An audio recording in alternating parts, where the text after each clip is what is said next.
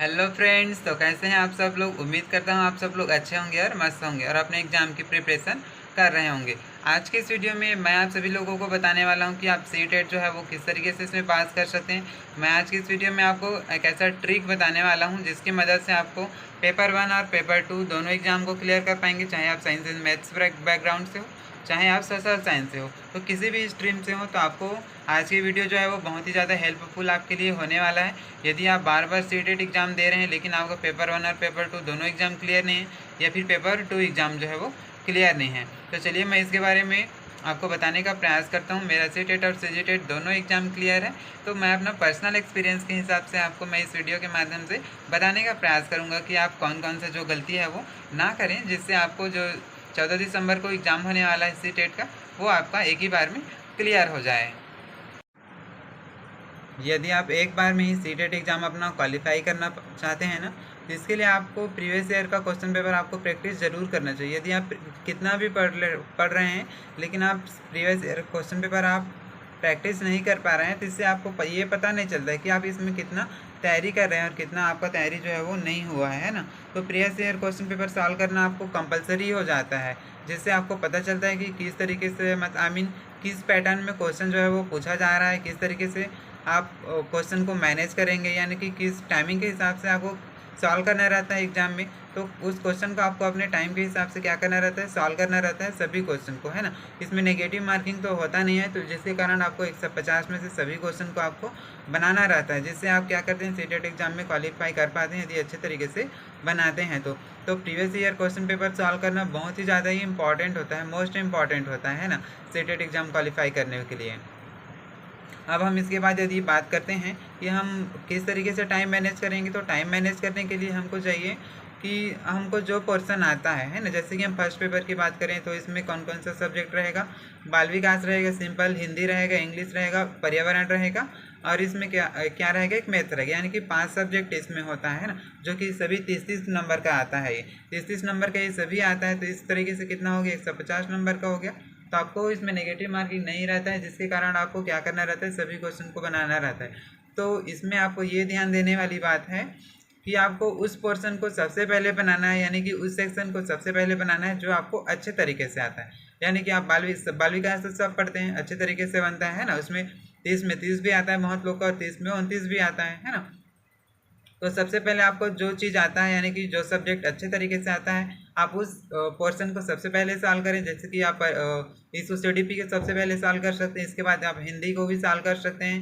हिंदी आपको अच्छे तरीके से आप इसको पढ़े हैं तो है ना। इसके बाद आप फर्स्ट पेपर की ही बात कर रहे हैं तो पर्यावरण आप इसके बाद सॉल्व करो। कहने का मतलब ये है कि जो ज़्यादा टाइम कंज्यूम करता है ना, तो मैथ्स जो होता है सबसे ज़्यादा टाइमिंग इसमें लेता है। तो मैथ्स जो होता है सबसे ज़्यादा टाइमिंग लेता है, जिसके कारण से हमको क्या होता है कि हमारा टाइमिंग जो होता है कंज्यूम हो जाता है, यानी कि हमको टाइमिंग कम बचता है ना हमारे लिए, बाकी पोर्शन के लिए, बाकी क्वेश्चन को बनाने के लिए। तो जितना ज़्यादा हो सके आप ये कोशिश करिए कि मैथ्स वाला जो सेक्शन है ना, उसको आप लास्ट में बनाने का कोशिश करिए, जिससे आपका टाइमिंग भी बचेगा। और यदि आप लास्ट में उस क्वेश्चन को बनाते हैं तो आपको एग्ज़ाम पास करने लायक, तो आपका नंबर जो होता है वो बन गया रहता है। तो आप उस मैथ्स वाले पोर्शन को आप लास्ट में बनाते हैं, तो इससे भी आपको क्या होता है, आप अच्छे तरीके से नहीं भी पढ़े हैं तो भी आपको आधा नंबर इसमें मिल जाता है। जैसे कि 30 में 15 ला लिया, फिर 25 ला ली। तो कहने का मतलब है जो ज़्यादा टाइमिंग कंज्यूम करता है, जो चीज़ें आपको नहीं आता है, आप उसको लास्ट में बनाने का ट्राई कीजिए, जिससे आपका टाइमिंग जो है वो बचेगा। और आपको जो क्वेश्चन अच्छे तरीके से आता है, आप उसमें क्या करेंगे, अच्छे तरीके से आप उस क्वेश्चन को बनाएंगे, सही सही आप उसको बना सकते हैं। तो इस तरीके से हमने इस वीडियो में बात कर लिया कि आप किस तरीके से टाइमिंग इसमें कंज्यूम कर सकते हैं, और साथ ही साथ आप प्रीवियस ईयर क्वेश्चन किस तरीके से सॉल्व कर सकते हो। इससे पहले आपको ये करना चाहिए कि प्रीवियस ईयर क्वेश्चन सॉल्व आप कर रहे हो ना, तो प्रीवियस ईयर क्वेश्चन सॉल्व करें तो आपका थ्योरी जो होता है वो अच्छा रहना चाहिए ना, थ्योरी स्ट्रांग रहना चाहिए, तभी तो आप previous year question paper solve कर पाएंगे, है ना। तो आप थ्योरी थोड़ा पढ़ लीजिए, है ना, अच्छे से अपना बेसिक क्लियर कर लीजिए। इसके बाद आप प्रीवियस ईयर क्वेश्चन पेपर को सॉल्व करें, जिससे आपको 100% क्या होगा, इस ट्रिक को यदि आप अप्लाई करते हैं तो 14 दिसंबर को जो सीटेट एग्जाम होने वाला है 2024 में, उसको आप पूरी तरीके से और अच्छे तरीके से क्लियर कर पाएंगे। इसके बाद हम टैग वर्ड की बात करें तो इसमें एक और ध्यान देने वाली बात ये होती है कि जैसे कि कोई पॉजिटिव पूछा जा रहा है ना, मतलब पॉजिटिव क्वेश्चन पूछा जा रहा है तो उसका आंसर हमेशा पॉजिटिव आएगा। आप जो नेगेटिव क्वेश्चन है ना उसको नेगलेक्ट कर दीजिए, मतलब आप ऑप्शन को कट करना आप चालू कर दीजिए कि ये क्वेश्चन नहीं हो सकता है, इसका आंसर जो है वो ये हो सकता है। इस तरीके से आप अपना ट्रिक लगाइए, लॉजिक लगाइए, तो इससे आपका टाइमिंग भी बचता है। यानी कि कहने का मतलब ये है कि जो सही क्वेश्चन है, पॉजिटिव क्वेश्चन पूछा गया उसका आंसर हमेशा पॉजिटिव ही रहेगा, और जो नेगेटिव क्वेश्चन पूछा जा रहा है उसका आंसर हमेशा नेगेटिव होगा, है ना। तो आप उस क्वेश्चन को अच्छी तरीके से पढ़ लिए तो नेगेटिव क्वेश्चन का आंसर हमेशा ये नेगेटिव ही होता है। तो इस तरीके से ये टैग वर्ड है जिसके माध्यम से आप इसमें सॉल्व कर सकते हैं, यानी कि आप अच्छा स्कोर कर पा सकते हैं। पेपर 1 और पेपर 2 दोनों के सीटेट एग्जाम में आप दोनों पेपर में अच्छा नंबर स्कोर कर सकते हैं और आप एक ही बार में पास कर सकते हैं। ये सभी सारी चीज़ें हैं जो कि आपको ध्यान रखने वाली बात है ना।